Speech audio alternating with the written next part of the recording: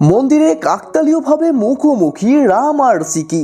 পুরোহিত বললেন শিয়া ফিরবে আর রামের সঙ্গেই তার বিয়ে হবে, কিন্তু চিকি তো নিজের বাবাকে ফেরানোর লড়াইয়ে ব্যস্ত। তাহলে ভাগ্য আসলে কাকে কোন পথে নিয়ে যাচ্ছে? চলুন শুরু করি 33 নম্বর এপিসোডের সম্পূর্ণ কাহিনী। তার আগে যারা এখনও আমাদের চ্যানেলটি সাবস্ক্রাইব করেননি, এখনই সাবস্ক্রাইব করে পাশে থাকা বেল আইকনটি বাজিয়ে রাখুন। আগের পর্বে আমরা দেখেছি রাম আর চিকি দুজনেই মন্দিরে প্রার্থনা করতে গিয়েছিল। এই এপিসোডে আমরা দেখি কাকতালীয়ভাবে দুজনের মুখোমুখি দেখা হয়ে যায়। এক মুহূর্তের জন্য তারা দুজনেই থমকে দাঁড়িয়ে যায়, চোখে চোখ পড়ে যায়। মনে হয় যেন তারা বহু দিনের পরিচিত, যেন জন্ম জন্মান্তরের কোনো সম্পর্ক আছে তাদের মাঝে। কেউ কিছু বলে না, কিন্তু চোখের ভাষায় সব বলে দেয়। এদিকে রামের পরিবার পুরোহিতের কাছে শিয়ার ব্যাপারে জানতে চায়। পুরোহিত দৃঢ়ভাবে বলেন শিয়া ফিরবে আর তার বিয়ে হবে রামের সঙ্গেই। এই কথা শুনে রামের পরিবার খুব খুশি হয়ে যায়। তারা ভাবে আবার রামের জীবনে সুখ ফিরবে। তার মন্দিরের সেই মুহূর্তে বিশেষ করে রামের মা দাঁড়িয়ে থাকে, মনে মনে বিশ্বাস করে ফেলেন সব ঠিক হয়ে যাবে। চিকি দু হাত জোর করে প্রভুর কাছে বলে, প্রভু তোমার করুণা আমার দরকার, আমার বাবাকে ফিরিয়ে দাও, আমি বাবাকে ছাড়া থাকতে পারবো না। সে কাঁদতে কাঁদতে বলে, তুমি তো জানো আমার বাবা কিছু করেনি, তাহলে কেন তুমি তাকে এমন শাস্তি দিচ্ছ? এই দৃশ্যে চিকির অসহায়তা আর বিশ্বাস দুটোই স্পষ্ট।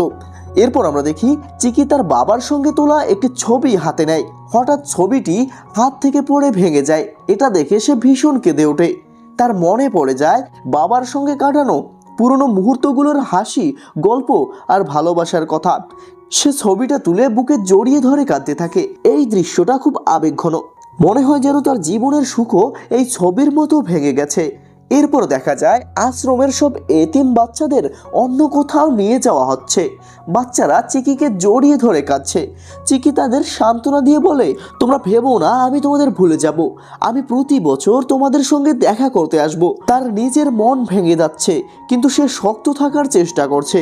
এই মুহূর্তে বোঝা যায় চিকির জীবনে একের পর এক বিচ্ছেদ আসছে।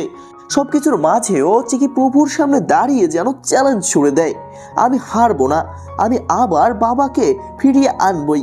তার কণ্ঠে দৃঢ়তা, চোখে জল। সে ভেঙে পড়েনি, বরং আরো শক্ত হয়ে উঠেছে।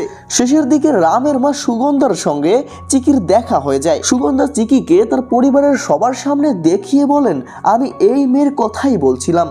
এখানেই তৈরি হয় নতুন সাসপেন্স। রামের পরিবার কি চিকিকেই ভবিষ্যতের বউ ভাবছে, নাকি পুরোহিতের ভবিষ্যৎবাণী অনুযায়ী শিয়া ফিরে আসবে? তো বন্ধুরা, এই ছিল ভালোবাসি তোমায় নাটকের 33 নম্বর এপিসোডের সম্পূর্ণ বিস্তারিত এক্সপ্লেনেশন। আপনাদের কি মনে হয় রাম আর চিকির এই কাকতালীয় দেখা কি নতুন সম্পর্কের শুরু, নাকি ভাগ্য তাদের নিয়ে যাবে অন্য পথে? কমেন্ট করে অবশ্যই জানাবেন আপনার মূল্যবান মতামত। ভিডিওটি ভালো লাগলে অবশ্যই লাইক, কমেন্ট, শেয়ার করতে ভুলবেন না। আর যারা এখনও চ্যানেলটি সাবস্ক্রাইব করেননি, তারা আগামী পর্বের আপডেটটি সবার আগে দেখার জন্য এখনই চ্যানেলটি সাবস্ক্রাইব করে পাশে থাকা বেল আইকনটি বাজিয়ে রাখুন। ধন্যবাদ সবাইকে।